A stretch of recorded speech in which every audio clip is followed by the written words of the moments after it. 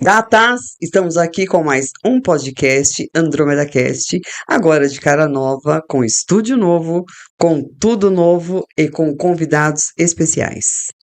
Vamos falar hoje sobre um tema que é muito polêmico entre as mulheres e que nos deixam muito envergonhadas com a baixa autoestima, que são as varizes. Ele é professor, doutor, Rafael Furst. Acertei o Furst? Acertou. Não Depois acredito. acertou. Tá falando Depois só pra me deixar feliz. não, Mas tá acertou de ótimo. verdade. Você treinou um pouquinho, deu certo. Treinei 20 vezes. Loira, meu bem, esse horário, ó, tem que dar uma trancada, que não funciona. Vamos lá, Rafael. Conte o. Doutor Rafael ou pode ser Rafa. Rafael? Rafa! Rafa. Você acredita que eu não consigo chamar de Rafa? Rafael, Hum. primeira coisa, o que te levou à medicina? Você sabe que desde criança eu pensava em ser médico. Jura? Nunca passou na minha cabeça outra possibilidade.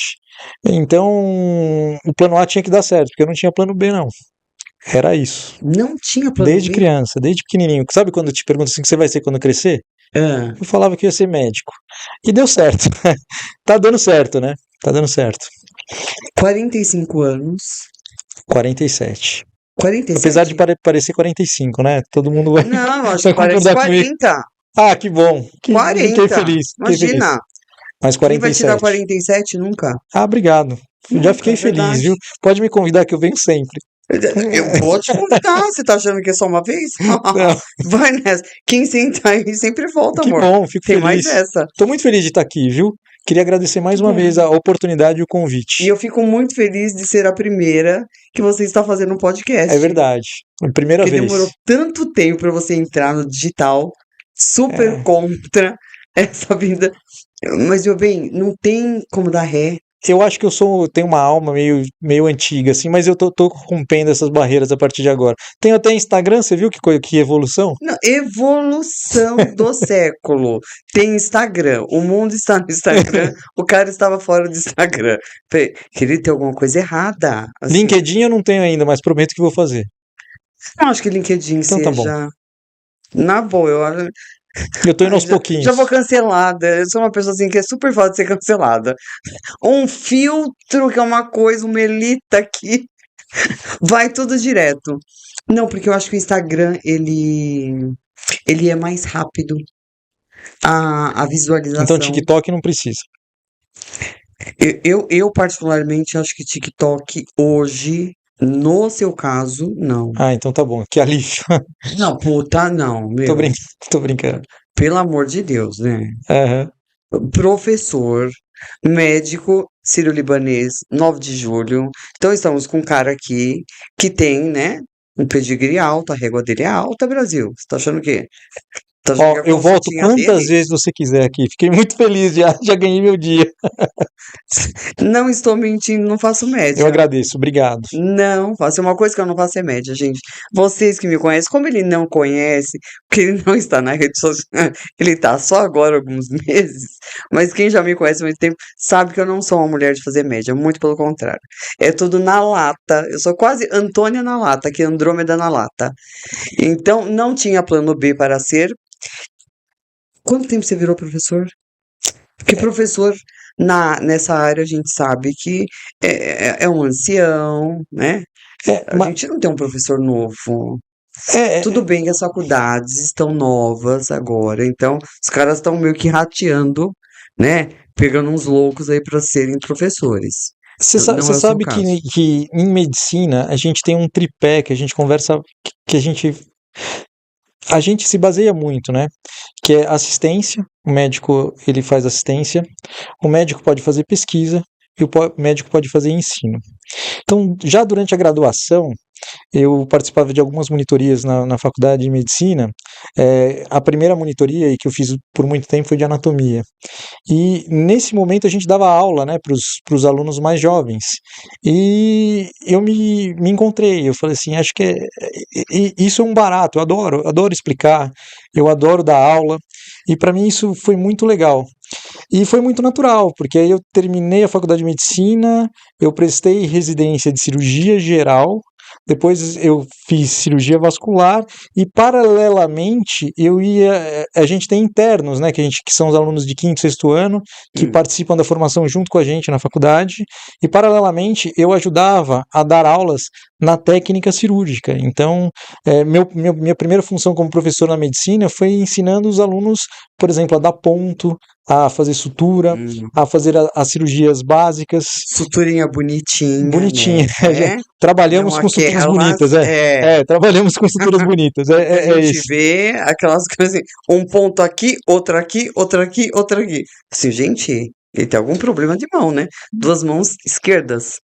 E aí, depois que eu terminei as residências, eu acabei fazendo mestrado, depois doutorado, apareceu a oportunidade de prestar um concurso público para professor da cirurgia geral, que era o professor da técnica cirúrgica. Eu prestei esse concurso, fui aprovado, e aí foi natural. Da cirurgia geral, eu virei docente da cirurgia vascular, e há uns 15 anos mais ou menos eu sou o chefe da residência, o coordenador da residência de cirurgia vascular da Faculdade de Medicina. E 15, então com 32? deixa eu fazer as contas. É isso daí. Há uns 15 anos eu já sou o responsável lá pela coordenação da residência de cirurgia vascular, que eu tenho muito orgulho disso. É a maior residência de cirurgia vascular que a gente tem no país.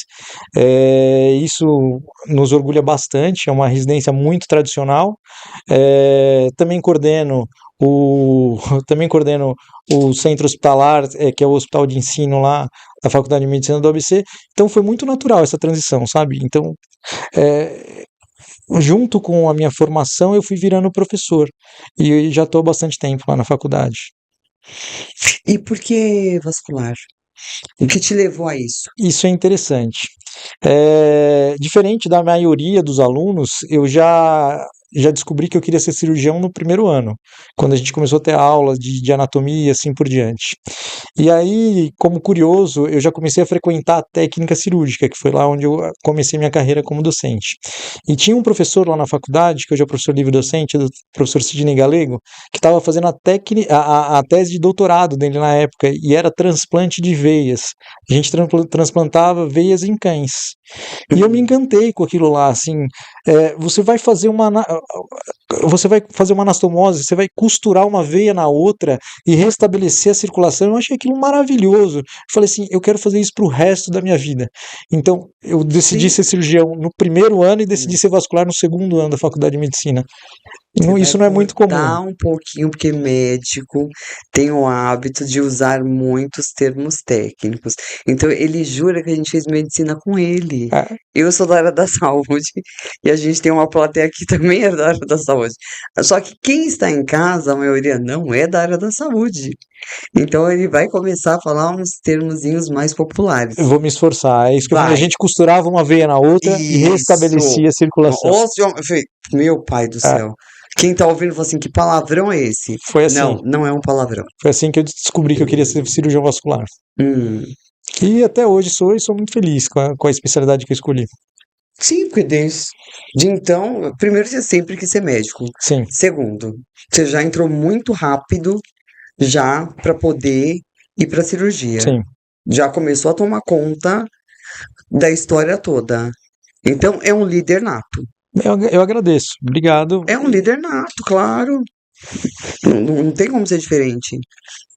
Vamos lá. Varizes, querido. Isso aqui afeta muito as mulheres. Vou te dizer. Isso acaba com a autoestima da mulher. Porque a gente tá lá toda felizona, com as pernocas.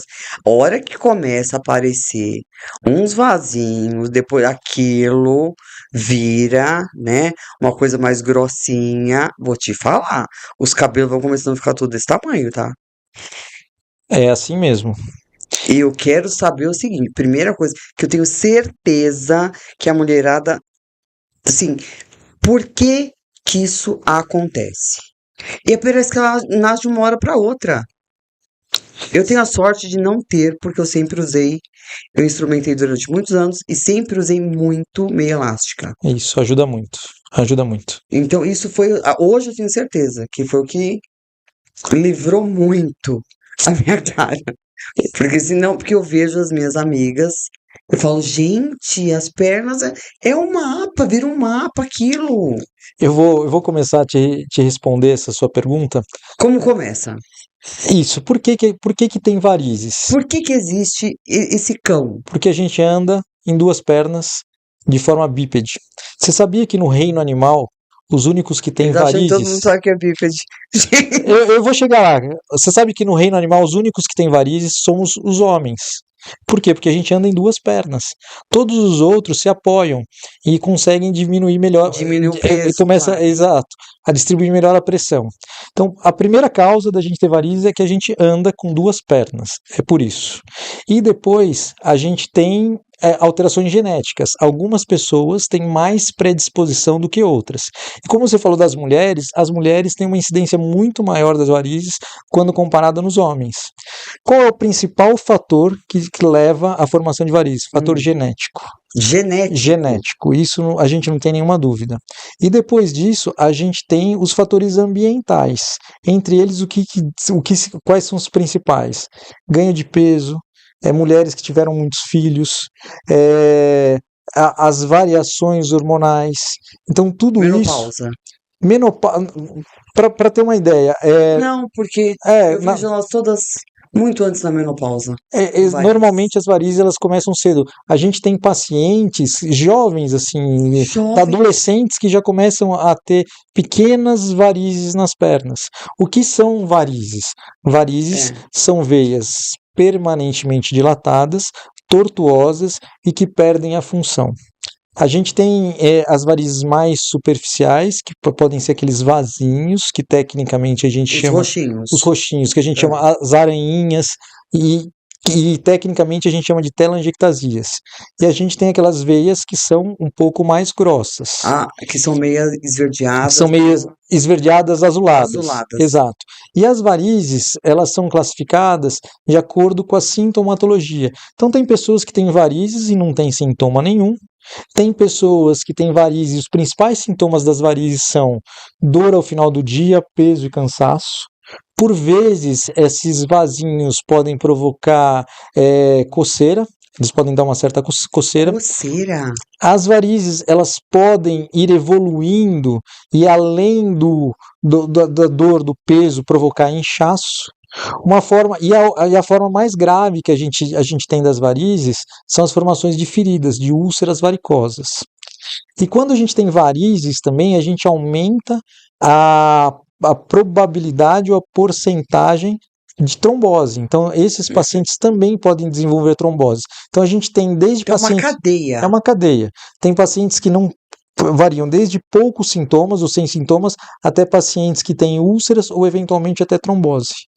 E é é muito sério, então, isso. Na cirurgia vascular, é a doença mais que tem uma incidência maior na população do mundo. Então, a gente fala que... Do mundo, assim, do ponto de vista vascular, sim, de todas as doenças que a gente trata, a insuficiência venosa crônica ou as varizes é a doença mais incidente e que a gente mais trata.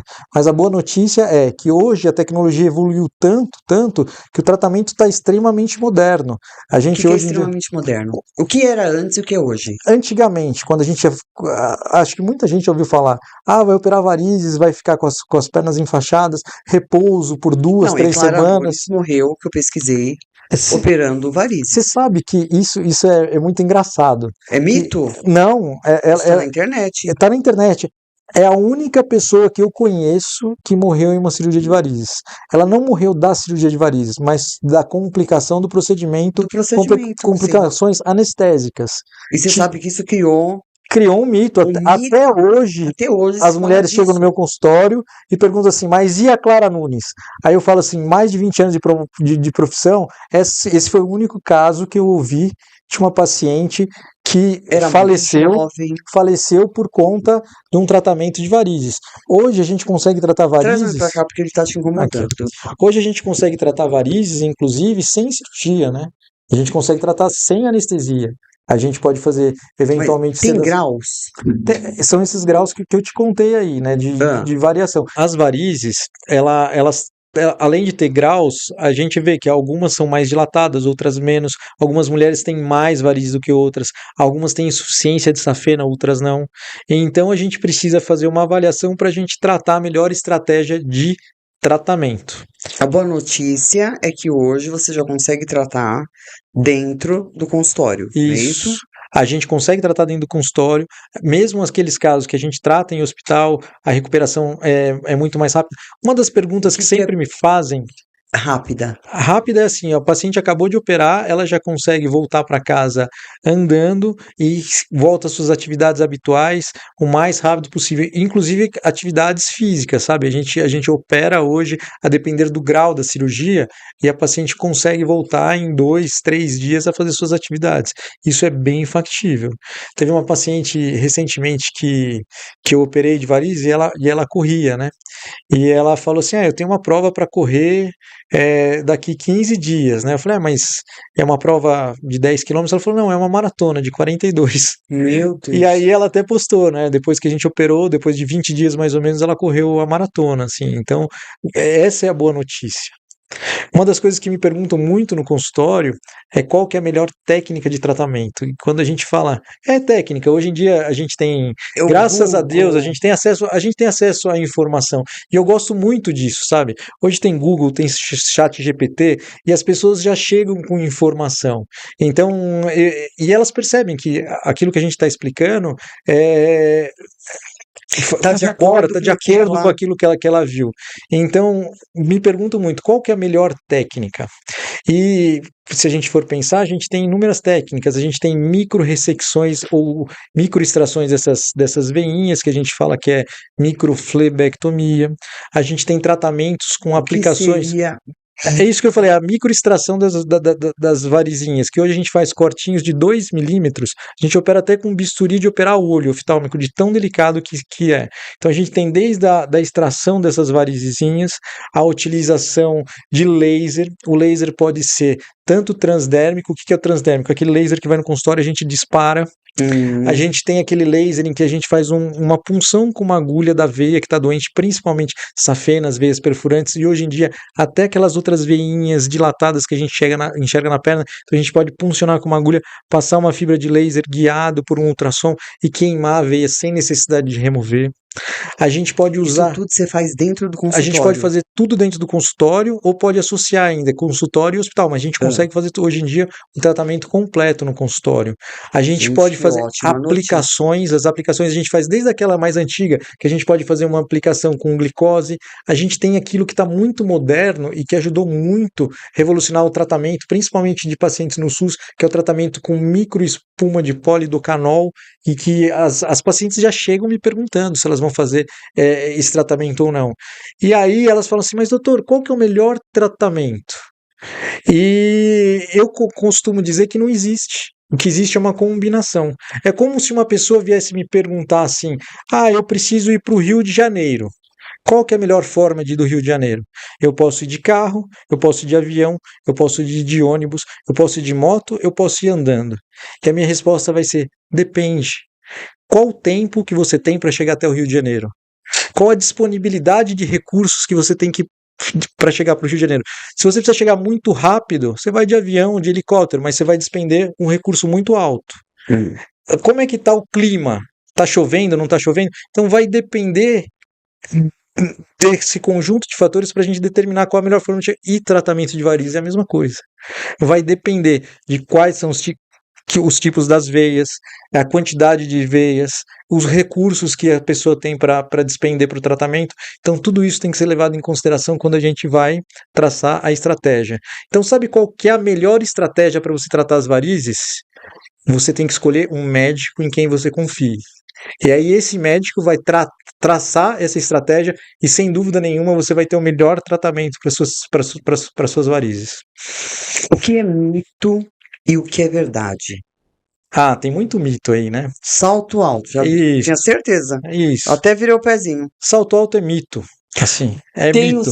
Olha, Deus é pai. Pode usar o Não. salto alto Isso sem medo, porque é um Juro. mito.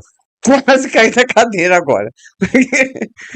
Eu não Salto vivo sem alto salto é o alto. principal, é o principal mito que me questionam no consultório. Outro mito que me perguntam sempre. Ah, Ah, eu ouvi dizer que exercício físico, que atividade física, musculação causa varizes. Isso é um mito, né? causa. A pessoa não quer treinar. É isso. Quando a pessoa me fala isso é Mentira. porque ele não quer treinar. É verdade. Causa varizes, eu costumo Não dizer que causa são. varizes, mas aquele negócio que eu te mostrei que fica alto. Fica alto, por quê? Porque aumenta o retorno venoso.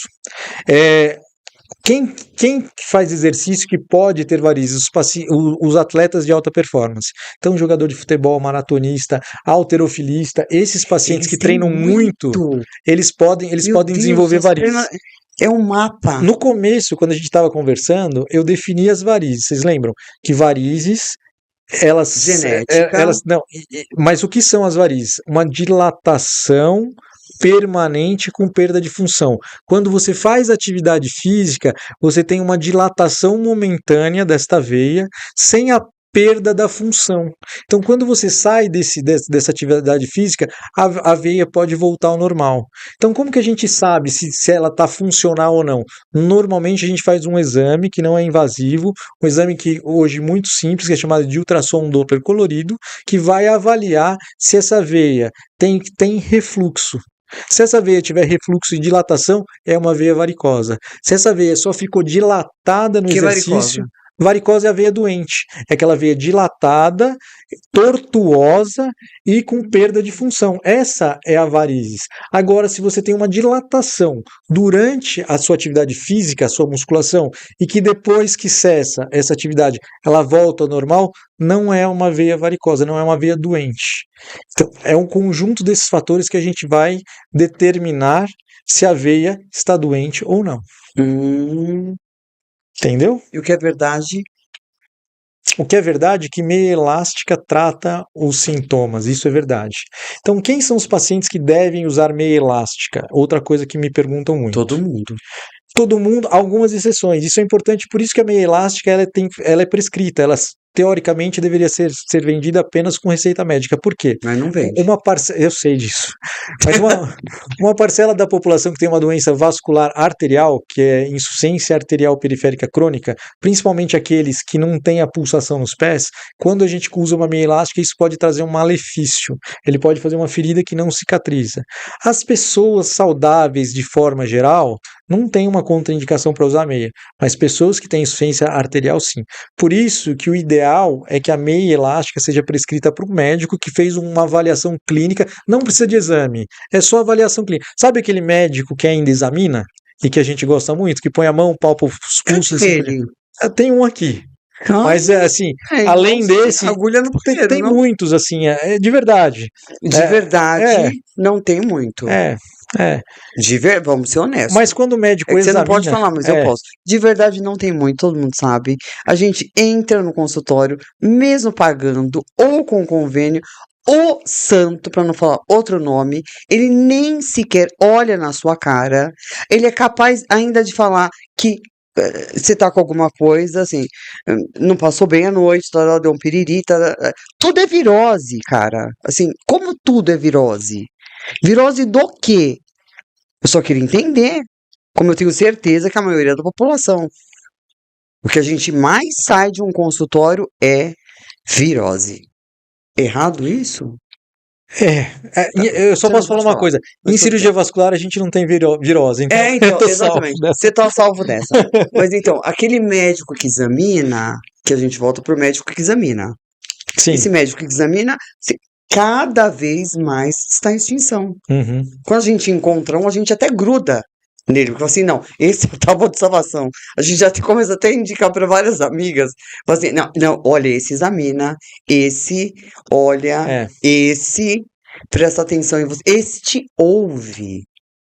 O cara nem sequer, ele não te dá 2 minutos Você tocou de audição, cara, como pode? Você tocou num ponto muito importante, assim, sabe? Se ele não ouve, como ele vai tratar?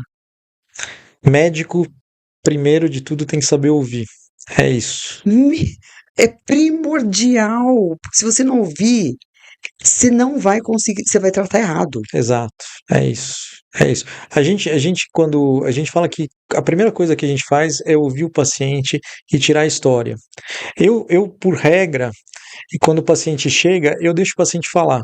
Ele vai falando, vai falando. Só depois que eu escutei tudo que ele tem a dizer, que aí eu vou direcionando as perguntas, porque quando o paciente fala, a gente parte de um mundo de possibilidades, né? Então a gente tem que usar essa história para que a gente formule algumas teses para que a gente consiga chegar a um diagnóstico, né? Então a gente costuma dizer que a gente usa essa história para a gente fazer um diagnóstico sindrômico, para a gente tentar limitar dentro de um oceano enorme de possibilidades em termos de doença, a gente tem que limitar e a gente conseguir ser mais assertivo.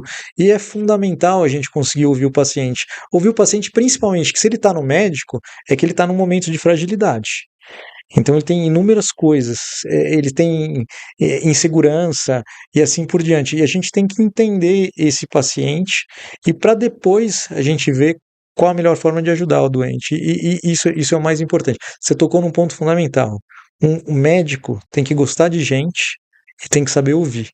Isso é o fundamental para que a gente consiga tratar bem Eu aquelas diria que pessoas. isso seria o básico.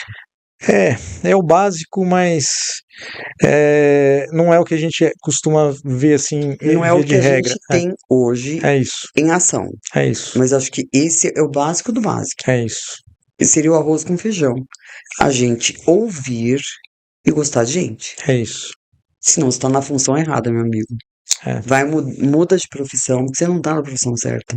Você tem toda a razão. Infelizmente. E lá na faculdade de medicina eu tenho a oportunidade de conversar muito, né, com os alunos e assim por diante. E é uma coisa que eu sempre pergunto para eles, assim, eu falo assim, na sua opinião, qual é a função de um médico? E é uma pergunta complexa, não é uma pergunta fácil de Eu responder. também acho que não. E eu noto, assim, cada um tem uma resposta diferente, mas aquela resposta mais frequente é: eu quero ser médico para curar. Isso é uma verdade, mas é uma verdade não Meia absoluta, verdade. é uma meia-verdade. E eu não tenho dúvida que a melhor definição, na minha opinião, já data de muito tempo. Foi quando Hipócrates descreveu qual é a função de um médico. E muitos anos atrás, Hipócrates já disse: a função do médico é curar quando possível, aliviar quando necessário e consolar sempre. Então a função do médico é essa. Nem sempre a gente vai conseguir curar. Por quê? Sim. Um dia, a única coisa que a gente sabe, que a É gente que tem certeza, vai. é da finitude. Que um dia a gente vai embora. Então um dia isso vai acontecer, a gente não vai com aquela afecção, aquela doença. Não tem como Exato. jogar contra isso. Mas a gente tem que estar de mãos dadas com o paciente e com a família. Porque a função do médico não é só curar, é curar quando for possível. A gente tem que aliviar quando for necessário e a gente tem que consolar e estar junto sempre. A gente é um time, não só médicos, mas enfermeiros, fisioterapeutas, psicólogos. A gente está junto no mesmo barco do dia que o paciente nos procurou até a cura ou eventualmente um dia que ele partir. Então a gente tem que estar junto o tempo todo. Essa é a função primordial E o do que você médico. responde para esse aluno? Eu explico isso. É que Hum, assim, eles são muito jovens, né? Então, muitos deles nem sabem direito se eles querem estar lá, ser se eles isso. querem ser médicos, se eles são médicos porque o pai é médico, ou se a Hum, família é médico. E a gente, como professor, a gente, como formador e desses. formador Nós somos formadores. A gente tem de que várias mostrar. coisas, Exato, inclusive, exato. e Ah, de boa ética. boa ética. E para eles eu costumo dizer que o que eles pensam, levam em consideração de mais importante para uma boa formação, para que eles sejam bons médicos. E aí eu Hum, ouço de tudo, né? E a gente tem que estudar muito, a gente tem que fazer os melhores cursos, a gente tem que fazer as melhores pós-graduações. Isso também é verdade, mas aquilo que você falou é uma meia-verdade. Aí eu falo que se a gente tivesse que fazer uma fórmula de um bom médico, isso é na minha opinião. Eu acho que um bom médico ele tem que ter muito bom senso, tem que ter empatia e tem que ter conhecimento. Se a gente tivesse que dividir isso, eu diria, se um médico tiver 20% de conhecimento técnico, muito bom senso e bastante empatia, ele vai ser um grande médico. Agora, se ele tiver muito conhecimento técnico, zero empatia, e ele vai ser um péssimo médico. Se ele não tiver bom senso. Então, para ser um bom médico, muito bom senso, empatia e conhecimento. Se você tiver muito conhecimento, não tiver empatia e não tiver bom senso, você vai ser um péssimo médico. Se me perguntarem um conselho que eu possa dar na formação dos jovens médicos, seria isso.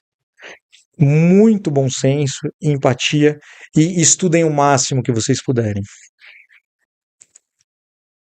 O que te fez sentir mais, assim, não é tesão a palavra, mas mais gratificação por ter escolhido essa profissão? Qual foi o momento? Você fez assim, a ficha caiu assim, putz, eu fiz a escolha certa. Eu tô no lugar certo. Você sabe que essa é uma pergunta difícil que você está me fazendo, né? Isso vai acontecendo. Eu já passei por muitas situações ao longo da minha carreira. Sim, mas acho que teve uma que. A primeira, vai, assim, estou no caminho certo. Depois deve ter tido outras que se deve ter assim, realmente, eu acho que estou no caminho certo. Aí deve ter tido outra que você falou assim, sem sombra de dúvida, esse é o meu lugar. Isso aí, que são etapas. Essa sua pergunta é muito interessante, assim. E eu vou te responder. Loira inteligente. Tá achando que loira também não é? Mas não fosse assim, não estaria aqui. Você é muito inteligente. É claro que sim, pelo amor de Deus. Você sabe que como cirurgião, eu já pensei, e acho que todos os cirurgiões já pensou muitas vezes em desistir, né? Sim. Porque se você for perguntar a respeito dos meus pacientes, dos meus casos que foram bem, muito provavelmente eu já operei, acho que milhares de pessoas, assim. Eu não lembro, assim, de 80% dessas pessoas que foram bem, mas eu lembro de 100% das pessoas que foram mal. Lembro 100%. Mas por quê? Eu sei de tudo que deu errado, de todas essas pessoas que não foram bem. E cada vez que acontece isso, eu repensei se eu queria isso para minha vida. Eu só vou dar um parênteses aqui. Porque todo médico. Todo não. Vamos colocar. No teu caso, como vários que eu já entrevistei, se culpam muito e se questionam muito e celebram muito pouco. Porque se você colocar na balança, eu tenho certeza absoluta, não conheço o teu histórico, mas tenho certeza que teve muito mais de êxito. Isso que eu falei. Eu não lembro dos êxitos, mas eu lembro É a característica de se tornar médico, porque te deixam tão distante, de uma certa forma. Assim, você fala muito sobre empatia, só que quando fala de empatia pessoal, eu sinto que o médico não tem empatia com ele mesmo. Ele é o primeiro a se chicotear. Por que eu não consegui? Por que não foi? Por que foi comigo? Por que dessa forma? São tantos porquês que eu falo assim, gente, e ninguém é perfeito, em primeiro lugar. Eu vou te responder isso da seguinte maneira. Isso faz parte de uma caminhada. Chama-se amadurecimento. E eu melhorei em relação a isso quando eu entendi que nós, médicos, não somos responsáveis por salvar ou perder ninguém. Nós somos responsáveis para dar. A medicina é uma ciência feita de meios e não de fins. O que isso significa? Significa que eu vou lançar a mão de todos os meios possíveis que tiverem ao meu alcance para conseguir chegar naquele êxito. Mas eu não consigo garantir isso. E eu entendi que nós, eu não sei qual a crença, a religião de cada um, mas nós somos apenas instrumentos. E nós temos que ser os melhores instrumentos. Então, Você tem religião? Eu sou católico e acredito muito em Deus. Acredito muito em Deus. Então eu acredito que nós, como médicos, Acredita os mesmo, seres porque humanos aqui, nós somos instrumentos. médico, geralmente, você sabe que não Você acredita, sabe né? que, e isso é muito São engraçado. ateus. Também, não todos, assim, sabe? Eu Não acho que, todos, eu claro diria que que não. a minoria é ateu. A Minoria? minoria, a maioria tem uma religião, a gente tem uma crença. A maioria, sim. Olha, Eu acredito em Deus e eu acredito muito nessa história de que somos instrumentos. sim. Então, salvar ou não, e é engraçado, Se vê que- os residentes, quando estão se formando, mas se contradiz muito com o que você agiu. mas isso que eu tô te falando, a gente vai passando por estágios na vida, é amadurecimento. Eu vou te contar um caso de quando eu era residente R4, um caso que foi muito emblemático na minha vida e mostrou que a vida é muito ampla do que aquilo que a gente está vendo. Quando a gente se forma, a gente tem. Eu tinha um professor que falava que um médico só vira médico depois de 10 anos de formado. E hoje, que eu já tenho mais de 20 anos, eu acho que talvez seja mais que isso, para a gente se sentir médico de verdade. Então, quando a gente faz 6 anos na faculdade de medicina, a gente acha que a gente sabe tudo, que a gente é onipotente. E tem um caso emblemático, eu já era R4 de cirurgia vascular, estava terminando a minha formação em cirurgia vascular, então eu achava que eu era o dono da razão. Só R4, gente. E aí, a gente tinha operado uma paciente, Pretencioso. mas é assim, a gente vai melhorando. Graças Tá. a Deus que a gente vai Graças a Deus, melhorando, é sem isso. dúvida. E Mas a deve gente ter levado várias lambadas para poder. muita, é muito. Nós somos resultados dos acertos e erros Os e erros. tropeços que a gente tem na vida. Sim. Então, mas isso me marcou demais, porque a gente operou uma senhorinha, uma fofa, num pé diabético. Então a gente tirou parte do pé dessa paciente e ela estava indo muito bem, obrigada, enquanto ela estava internada. E aí ela teve alta, foi para casa. E cada vez que ela voltava no nosso ambulatório, no meu ambulatório, o dedo dela estava pior. Tava pior, tava pior, tava pior. E aí eu dei uma baita bronca nela. Falei assim, nossa, olha que absurdo, a senhora não tá cuidando direito, a gente fez de tudo para melhorar seu dedo, e assim por diante. E ela, com o olhar baixo, olhando para baixo, envergonhada, ela falou assim, doutor, o senhor me perdoa, mas é que onde eu moro a gente não tem saneamento básico, existem ratos, e os ratos, ela não tem sensibilidade no pé por conta da neuropatia diabética, e o rato à noite ia roendo o pé dela. E assim, o que eu sei da vida como R4 para brigar com essa paciente? Assim, a vida é muito Exatamente. maior do que aquilo que a gente está vendo. Não é porque, assim, eu tive a oportunidade de estudar um pouquinho mais que ela. Eu não sei, não sabia nada da vida e ainda não sei hoje. Eu estou aprendendo todo dia. E aí, o que a gente fez? Nesse dia eu acionei uma assistente social. A gente conseguiu mudar a paciente de onde ela estava e só depois, então, ela conseguiu cicatrizar. Mas aquilo lá foi assim, foi um balde de água fria e me mostrou que eu não sabia nada. Eu podia saber um pouco tecnicamente de como fazer aquela cirurgia e que um R4 ele não sabe Porra nenhuma. exato, tirou a palavra da minha boca, não sabe nada, mas me colocou no meu lugar. E a partir de então, humildemente, então, com certeza com pouquíssimo estudo, pouquíssimo recurso, deu o que você precisava. você entendeu? Essa é a trajetória, é o amadurecimento, não só como profissional, mas como pessoa que nós todos temos. Então a gente tem que ir amadurecendo ao longo do tempo. Então é isso. Então no começo você fala, será que Deus existe? Hoje eu tenho certeza que Deus existe. Eu tenho certeza que a gente é Por que instrumento. você acha? De tantas coisas que eu já vi acontecer ao longo da minha carreira, assim, eu tenho certeza que Deus existe. Um ponto. Cita um ponto. Acho que é bem interessante aquela história que você era residente também e que o paciente... Aquela história que eu te contei. Então, a primeira vez que eu contei essa história foi na sala de aula, quando, assim, de repente, do nada, um aluno agora recentemente levantou a mão e perguntou assim, professor,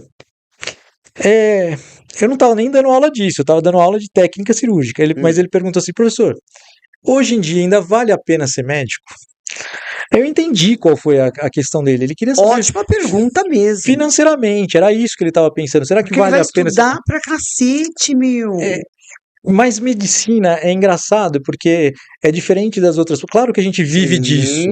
Sim. Mas, assim, eu acho que a remuneração tem que ser só uma consequência daquilo que você faz. Porque se você não for vamos médico. Ser hipócritas, porque a gente tem um convênio péssimo. Exato.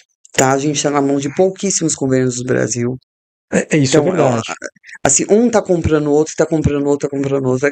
Vai sobrar 3, 4 convênios pra gente Entendi. poder É escolher. isso, é isso. Vai sobrar. O que vai sobrar pra ele trabalhar? É isso. Então a pergunta também foi legítima, Muito! mas é o que eu tô falando. Quando a gente Será que escolhe não é ser um médico, sonho não é, que não é. depois não vai me levar a ser um plantonista frustrado? Porque tem um monte assim, Tem, mas assim, o plantonista também tem uma função importante, né? Porque exato, importantíssima. tá Mas lá às no vezes plantão. não é o que ele queria, foi o que sobrou pra É, ele. eventualmente, eventualmente, Sim, é, você sabe sim, disso. sim. Não É por quê? sobrou. Porque o plantão é algo muito árduo, né? Que você tá lá 12 Pô, horas, não é uma coisa muito, não não é é, fácil aqui. não é. A gente costuma dizer que o melhor médico deveria ser plantonista, devia ser aquele cara Com lá na certeza. frente que vai ser o Ele é a primeiro a te dar uma. porta, ele que pega a Exato, exato. porta. E vai fazer a diferença, né? Esse cara vai fazer a Sim, porque diferença. se ele fizer uma coisa errada, ele ferra tudo. É. Mas ainda, lembrando aqui, Lembrando a quando esse história, aluno me que eu te perguntou, interrompi. e eu fiquei pensando, como é que eu vou responder para ele se vale a pena ou não? E aí eu comecei a fazer algumas perguntas, né? Hum, Eu falei assim, deixa eu te fazer uma pergunta. Eu perguntei para ele, qual foi a coisa mais legal que você já fez na vida? foi pra Disney. Um falou, foi pra Disney. Aí o Com outro falou, certeza. exato. O outro falou, foi uma pescaria que eu fiz. Agora, Andrômeda, eu vou te perguntar, qual foi a coisa mais legal que você fez na vida? Instrumentação cirúrgica. Tá vendo? Eu amo, amo centro cirúrgico. Amo, É muito legal, eu também. Eu também. amo, amo. Aí eu virei Eu pra. moraria num É, centro cirúrgico. eu virei pra. Só que minha profissão não é bem remunerada. Isso é Você verdade. sabe disso. É. E vocês não ficam sem um instrumentador cirúrgico. Não, a Vocês não gente. Não, operam. não. Aliás, É quero mandar um beijo pra impressionante. Martinha, que é a nossa instrumentadora, que ela tá com a gente. Martinha, você é uma anja. Ela é. Tenho Mais ou menos, viu? Não, certeza. é sim, é uma anja. Põe jeito nesse povo, porque eles são folgados. Ah, Eles não obedecem, eles querem mandar em tudo, você já sabe, né? Então canta você de galo aí, que senão você ferrou. ah, Não vai ter pra ninguém. Eles pisoteiam. ah. Aí eu virei pro menino e vou pedir uma coisa que eu vou pedir pra você agora. Hum. Me pergunta, qual foi a coisa mais legal que eu já fiz na vida? Pode me perguntar. Qual a coisa mais legal que você fez na vida? Eu, Além dos seus filhos. isso, claro, além deles. Eu tava num plantão, no pronto-socorro como plantonista, que nem a gente estava falando. Eu já tinha terminado as minhas residências e era um médico bem jovem, eu estava no plantão, lá no hospital da faculdade, quando o residente de cirurgia geral me chamou, que tinha chegado um menino de uns 19 anos mais ou menos, com um tiro no peito. Tiro, assim, no trajeto do coração. A hora que a gente olhou, eu olhei e estava no trajeto. A hora que eu cheguei perto do menino, ele tinha acabado de ter uma parada cardíaca. Esse menino na sala de Quantos anos? emergência. Mais Devia ou ter uns menos. 19 anos, 19, 20 Ai, anos o Deus menino. do livre. Ele tinha sido vítima de um assalto. Tinha sido vítima de um assalto e tinha tomado um tiro no que a gente chama no precor, que é ali na região do Perto do coração. coração, gente. Exato. A Resumindo a gente ópera. olhando ali, tu fala assim, coração. E Hum. com uma parada cardíaca, a gente imaginava que era no coração mesmo. E aí eu fiz uma manobra, que é uma manobra que assim a maioria das pessoas não resistem a isso, que chama-se toracotomia de reanimação, que a gente abre o peito do paciente na sala de emergência. Então eu lembro que eu estava só com uma luvinha, peguei, a gente abriu o peito dele, eu subi pro centro cirúrgico massageando o coração na minha mão.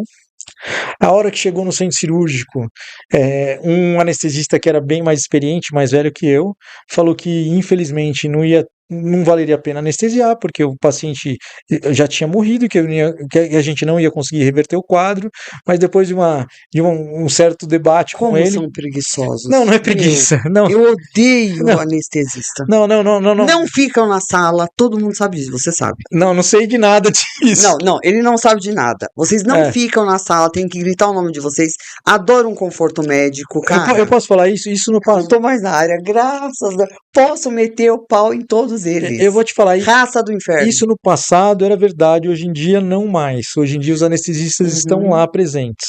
No passado isso acontecia, hoje em dia não acontece mais. E eu tô falando De quanto tempo? 20 anos. Que mentira. Não, eu tô falando isso que aconteceu bastante tempo atrás. Isso aí podia acontecer, hoje em dia não acontece mais. De verdade, eu não tô sendo corporativista de forma nenhuma. Imagina, Mesmo mas porque eu não médico sou não é anestesista. Então. corporativista, gente. Não. De jeito nenhum. O médico é uma classe que é extremamente desunida. Já viu uma Isso classe é verdade. mais unida médico. Eles se odeiam, mas como todos eles têm telhado de vidro, ninguém joga pedra no telhadinho do vizinho.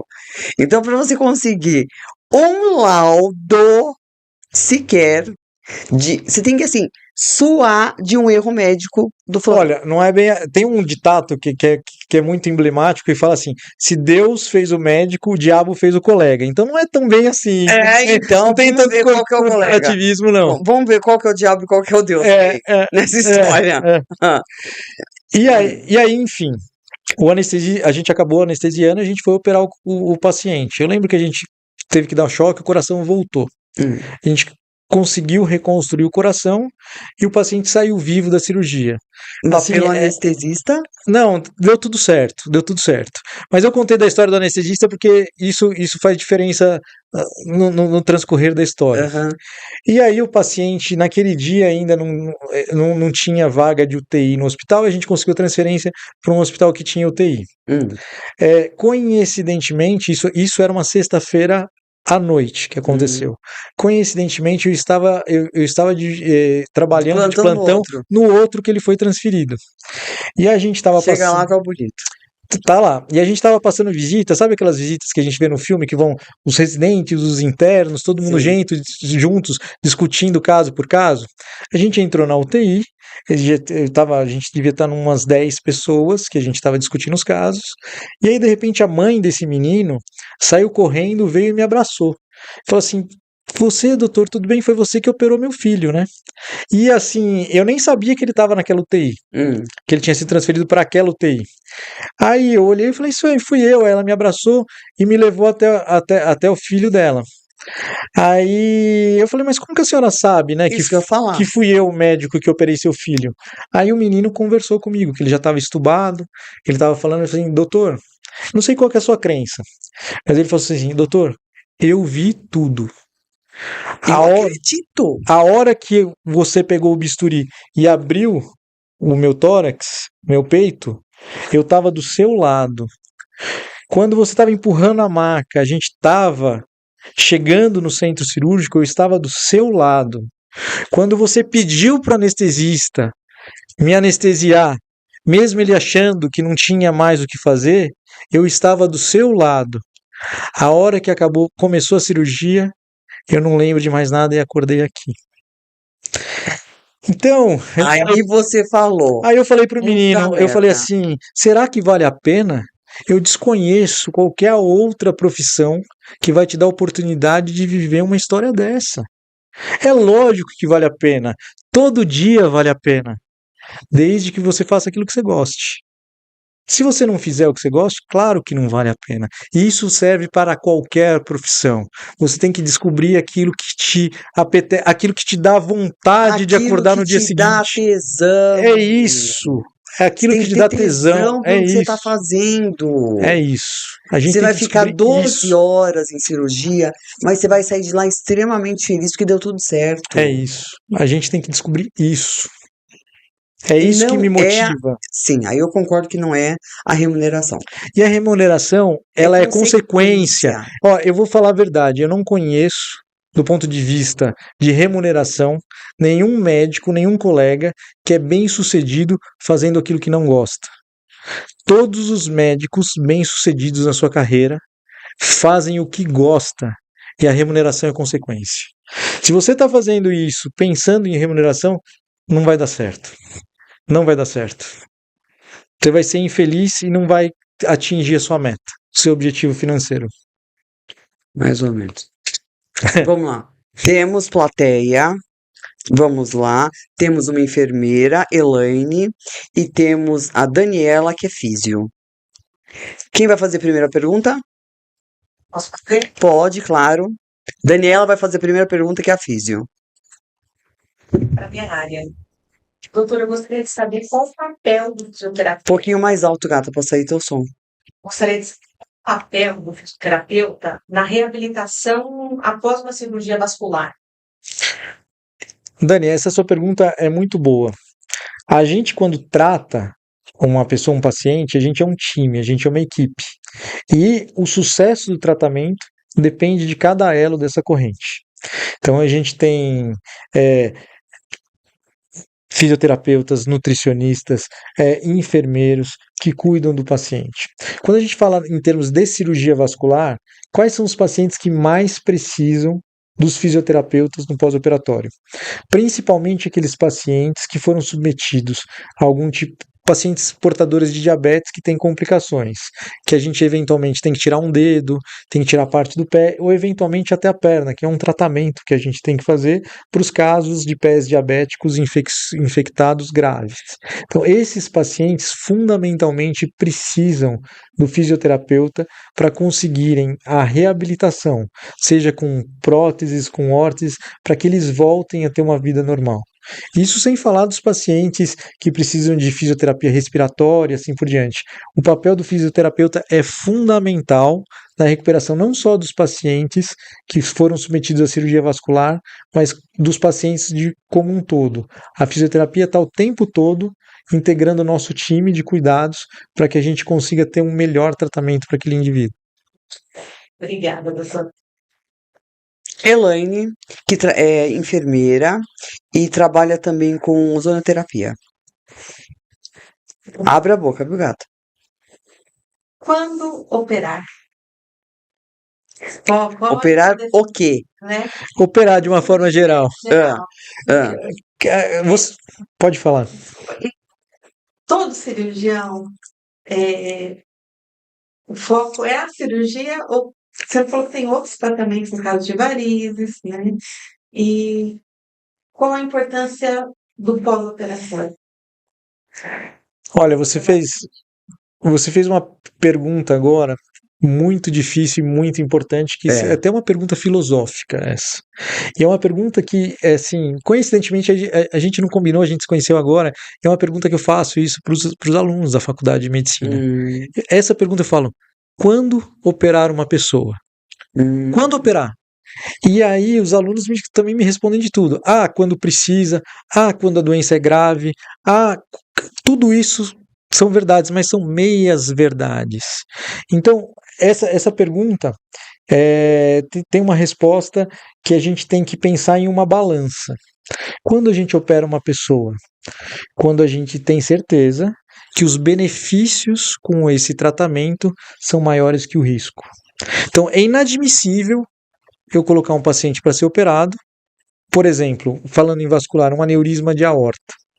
Um aneurisma de aorta, o principal fator que leva à ruptura é o diâmetro desse aneurisma. Então a gente sabe que aneurismas, isso é muito bom. Aneurisma de aorta é uma dilatação da parede da aorta que dá uma fragilidade. Pensando assim, imagine que você tem uma bolha no pneu do carro. Então você está andando com essa bolha pode estourar. Então, um aneurisma de aorta também é uma dilatação na principal artéria do corpo. A gente pode ter aneurismas cerebrais, aqueles que rompem. A gente pode ter aneurismas na perna, que é a principal artéria que acontece, aquela que vem atrás do joelho, que é a poplítea. E então, esses são os aneurismas. Então, se a gente for pensar, um paciente que tem essa dilatação de até 5 centímetros, o risco de ruptura é muito baixo. Mas se eu for operar esse paciente, a chance de eu ter complicação é maior do que a chance. Então, a gente não opera. A gente tem que fazer uma avaliação clínica desse paciente. Ele tem insuficiência coronariana, ele tem risco de infartar, ele está debilitado, ele aguenta a cirurgia. Então, a gente só opera um paciente quando a gente sabe que os benefícios com esse tratamento são maiores do que o risco da doença. Então, eu não posso tratar um paciente que ele vai morrer de cirurgia e não vai morrer da doença, entendeu? Então, se a cirurgia for mais grave ou tiver um risco maior do que a própria doença, a gente acaba deixando a doença ter a sua evolução natural.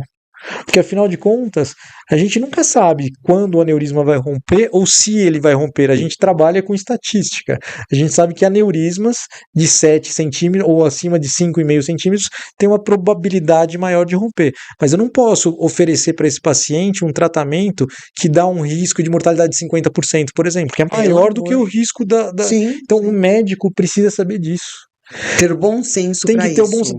Tem uma máxima que a gente diz que aprender a operar, você aprende em 2 4, 5 anos, que é o tempo da residência.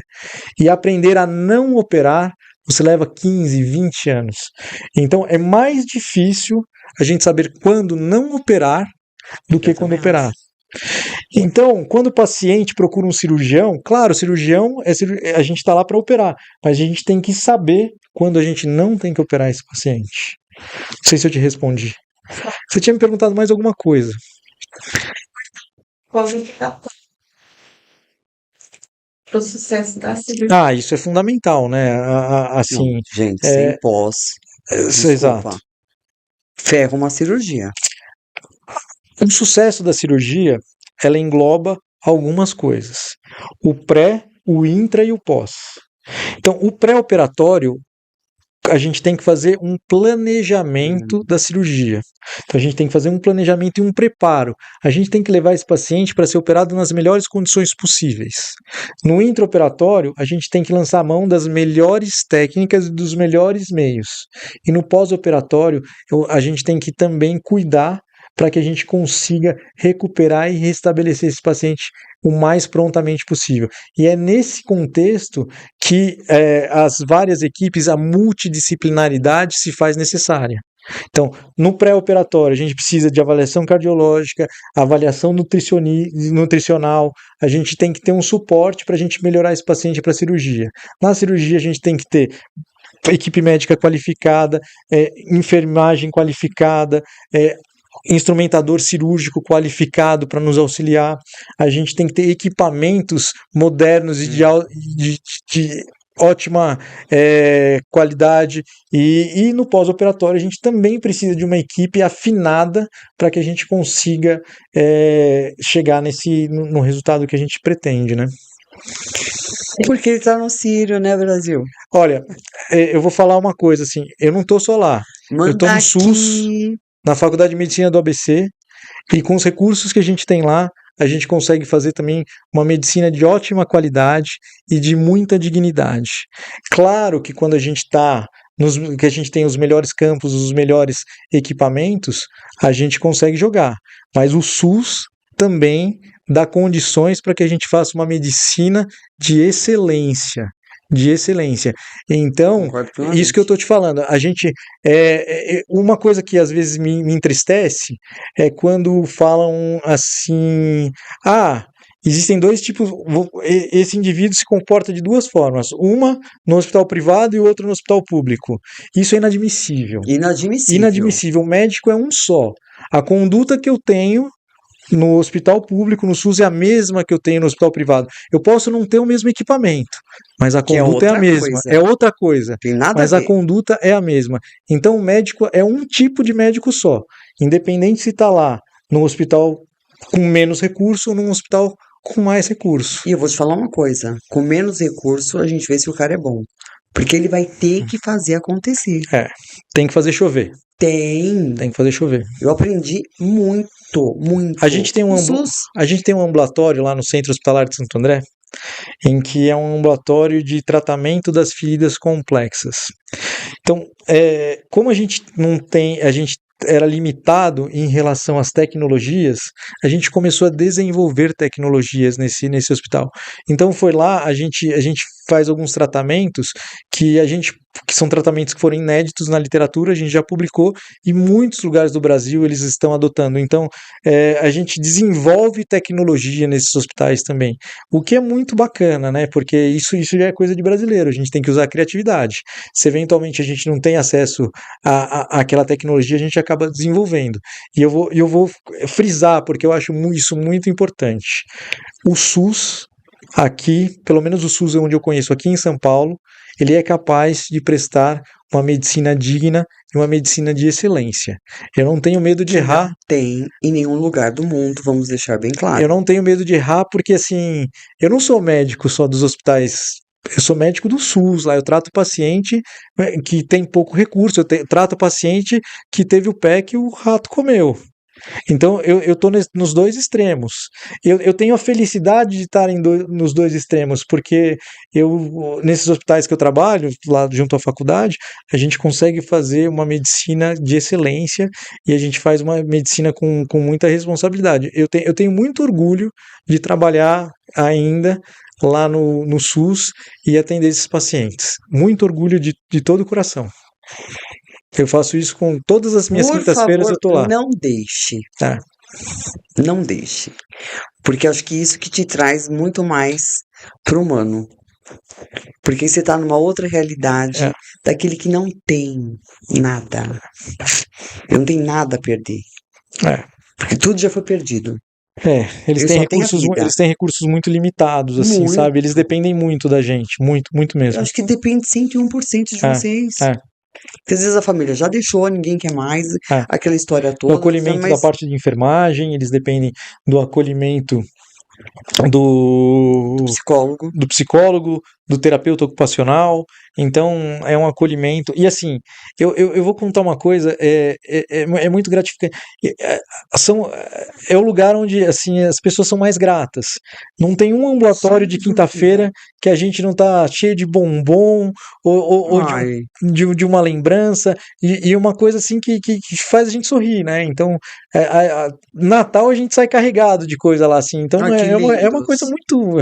coisa muito legal, viu? Eu acho que eu nunca vou É deixar muito de fazer isso na vida. gratificante, é É, muito gratificante. é, é. Porque ele tira do dele, que às vezes pode até faltar, Exato, é mas assim, por pura gratidão exato. por aquele médico ter curado alguma coisa nele, ele vai abrir mão, ele vai ter que ter uma escolha. É. Ou eu compro um panetone, ou eu compro um bombom para esse médico, ou eu deixo de comprar uma roupa para meu filho. É isso mesmo, sabe? E a gente vê da gratidão Não, que ele e tem, né? olha, É a ele gratidão, opta por exato. você. Eu sou muito feliz lá, viu? Não, Sou muito você não feliz. saia de lá, por Não, favor, senão assim nós vamos ter um problema seríssimo. E a gente não falou de homens, homens. doenças de homens, falamos de doenças de mulheres, porque é uma propensão maior, varizes em mulheres e homens. Homens também têm varizes, uma Tem, incidência menor do que as sim, mulheres. mas E outra doença, assim, que é muito maior em homens do que em mulheres. normalmente a gente tem uma incidência maior das doenças arteriais, né? Que são as doenças formações de placas de aterosclerose, que são aqueles entupimentos que a gente tem em artérias de perna, a gente tem entupimentos em artéria carótida, que são aqueles entupimentos que podem levar a ter um derrame cerebral. E homem tem a peculiaridade de não se cuidar, né? Se cuida menos do que as mulheres, homem. Muito Muito menos. menos. E Você aí. vê como eles adoram dar trabalho pra nós, gente? Vou te contar. É a de eterno. Primeiro é da mãe, aí depois é pra namorada, depois é pra noiva, depois é pra mulher. Impressionante. Ficamos no pé desses caras 24 horas.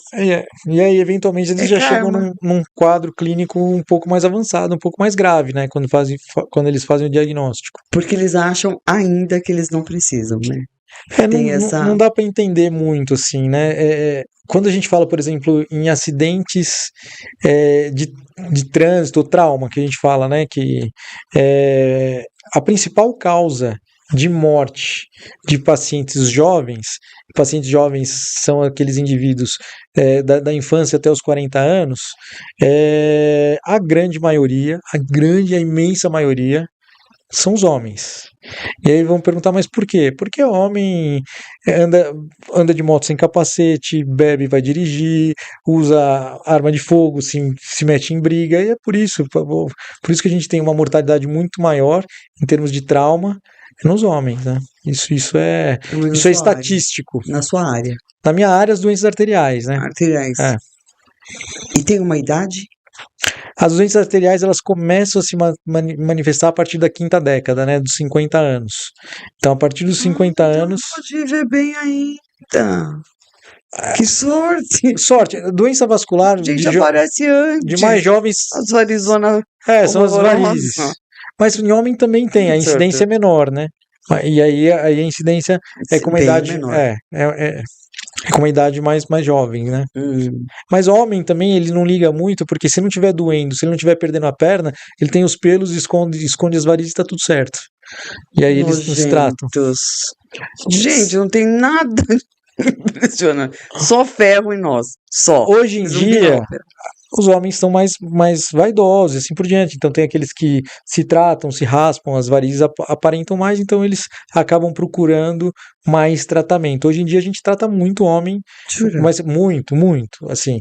Claro que as mulheres ainda são preponderantes, mas hoje em dia eu trato muito. 10 anos atrás, raramente eu tratava um homem com menos de varizes, com um homem com menos de 40 anos. Hoje eu trato muito. Muito. Vão lá fazer laser, aplicar nas varizes, eles vão mesmo. E que bom, né, que eles estão começando, que nós, homens, nós estamos começando a nos tratar mais precocemente. Tô imaginando que tipo de homem seria esse. Ah, tem vários, né? Hoje o homem faz botox, faz essas coisas, eles estão mais vaidosos. Precisamos analisar. Qual é esse homem que vai tirar esse vasinho? Nada contra, porque aqui pode tudo. Recadinhos. Eu acho que já estouramos o tempo. Estouramos, né? né? Tá vendo? Tá tão bom. Muito Tá tão bom tempo. esse papo aqui Tô que a gente deixando foi. você falar, porque Ah. você virou um grilo falante. Ah, que bom. Resolveu. Eu falei, Tá vendo? gente, deixa esse homem falar. Em nome de Jesus. Conselhos. Conselhos. Se eu puder Eu dar acho que principalmente para os seus alunos. para os meus alunos. Dedique esse tempo para os seus alunos. Então eu vou terminar com uma frase que não é minha. Ótimo, mas a câmera é essa. Eu vou terminar uma frase que não é minha. É uma frase do Jung. Amo. Você gosta? Amo. O Jung é fantástico. Fantástico. Fantástico. Eu costumo usar essa frase em algumas das minhas aulas e é meu mantra de vida essa frase. Então, para os médicos mais jovens que estão se formando, Jung escreveu um dia que o que nós temos que conhecer todas as teorias, dominar todas as técnicas, mas quando formos tocar em uma alma humana, que sejamos apenas outra alma humana. Então, se eu puder dar um conselho, se eu puder nortear a formação de vocês, eu vou dizer para vocês seguirem esse ensinamento que é o que me guia até hoje. Quando a gente for tratar de alguém, a gente só está tratando de mais uma pessoa como nós. Façam isso que serão grandes médicos. Muito obrigada, doutor Rafael. Agradeço muito, Andrômeda, a oportunidade de estar aqui, da gente ter esse bate-papo. Foi um bate-papo muito descontraído. Eu fiquei bem à vontade e bem feliz de estar aqui hoje com você. Muito obrigado. Estou muito feliz. Fique à vontade. Qualquer técnica nova, sempre que quiser, portas abertas. Só bater. Toda quarta-feira estaremos aqui. Quando quiser à me sua convidar, disposição. eu venho com o maior carinho e Não maior precisa felicidade mais do de mundo. convite, Então meu tá bem. bom. Agora você já rompeu, já fez o seu primeiro. Então fechou. Combinado. Agora é só vir. Combinado, então. Gatas, muito obrigada. Deixe seu like, compartilhe. Beijos, até a próxima.